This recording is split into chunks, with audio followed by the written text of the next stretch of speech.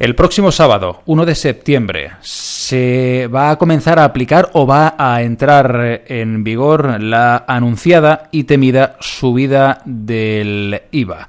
Una subida que, con carácter general, aumenta en 3 puntos, del 18 al 21%. El reducido del 8 al 10%, mientras que el superreducido se quedará en el 4%. Eso va a tener unas consecuencias directas sobre los bolsillos de los ciudadanos. Sobre estas consecuencias y sobre esta subida del IVA vamos a conversar con el doctor en Economía, Borja Montaño. Muy buenas tardes.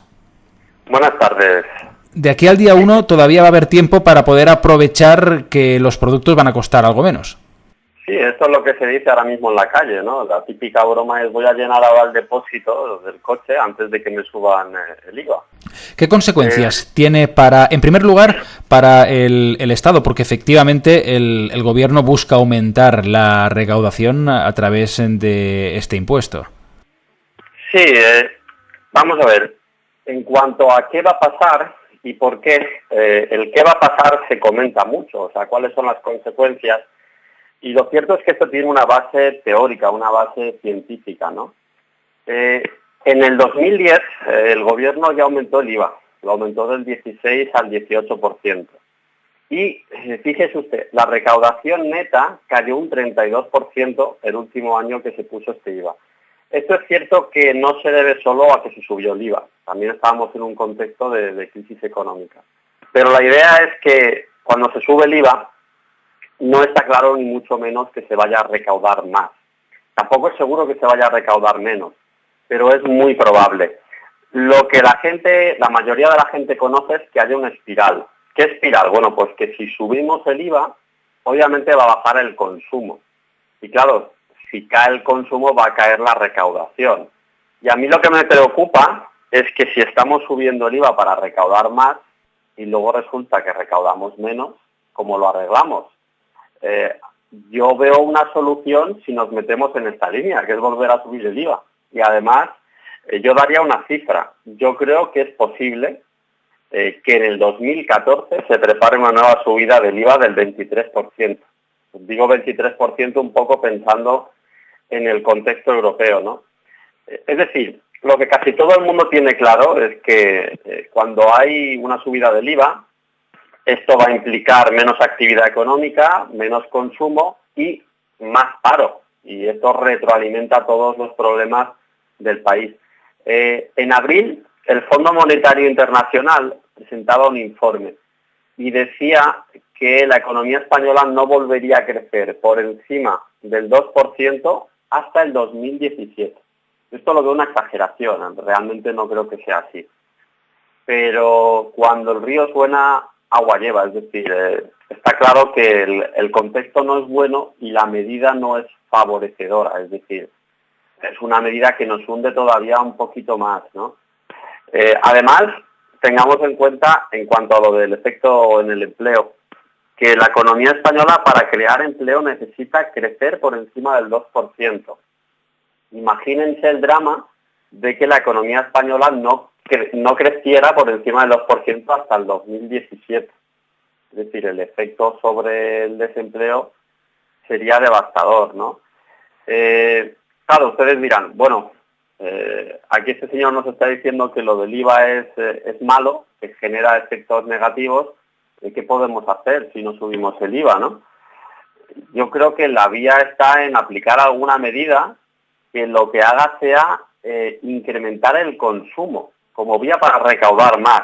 ¿Y cuáles podrían ser esas medidas alternativas? Por ejemplo, hace poco, en una web, en cienciaeconómica.com, hablábamos de que una medida relativamente alternativa, como, digamos, empujar a las familias a que se gastasen algo así como unos 50, 60 euros por semana en bienes y servicios que no habrían consumido. Es decir, bienes y servicios, por ejemplo, de ocio, que tuvieran que ser de ocio. Esto dicho así, uno dice, bueno, ahora me tengo que gastar yo 50, 60 euros con lo mal que está la economía. Realmente no los vamos a gastar en el IVA. Quiero decir, el IVA nos va a suponer quizás eso o más dinero, ¿no? pero los efectos no tienen nada que ver de una medida con la otra, porque, por ejemplo, mientras el IVA lo que va a hacer es incrementar el paro, con una medida de estas características lo que haría sería disminuir el paro. Mientras la subida del IVA lo que va a hacer es que caiga el consumo, una medida de estas características lo que va a hacer es que aumente el consumo. Esto para las familias va a representar una media de 600 euros más de gasto al año.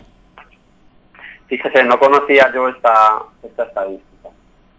El problema son dos cosas, el gasto de más que va a suponer y luego todos los efectos colaterales de la espiral que estamos hablando. Es decir, son 600 euros más de gasto, ¿vale? Pero como estamos, digamos, como deshinchando la economía, el problema es que al final a las familias les va a entrar menos dinero por una vía o por otra.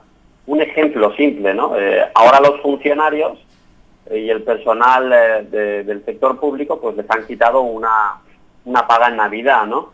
Y así van a haber una serie de recortes, ¿no? Que se van a hacer unos recortes por necesidad, porque a los le van a entrar menos ingresos. Es decir, se une el hecho de que hay que gastar más por el hecho de que el dinero que a las familias les entra va a ser menos, ¿no? Y ya no solo los funcionarios, por ejemplo, las personas que tengan una pequeña empresa, que vendan comercio, por ejemplo, pues debido a los efectos del IVA van a tener repercusiones negativas. Por no hablar de casos puntuales, porque estamos hablando todo el rato de la economía en su conjunto. Han habido algunos sectores que lo van a sufrir mucho más, porque ha habido una serie de sectores que tributaban al 8% y de repente van a pasar al 21%, o sea, un 13% más, que es de IVA, pero bueno, en definitiva es precio para la gente, ¿no? Esto ha pasado, por ejemplo, en las entradas a cine, en las entradas a teatro, en las floristerías, en los servicios funerarios, en los tratamientos de estética, en la peluquería. Es decir, sectores que de repente van a costar un 13% más a los bolsillos de la gente. Con lo cual estos pequeños negocios, pues usted imagínese que tenemos un trabajo que es una floristería, pues encima que no tengo que gastar más dinero, ahora resulta que voy a cobrar mucho menos porque lo que vendo se ha hecho más caro, ¿no?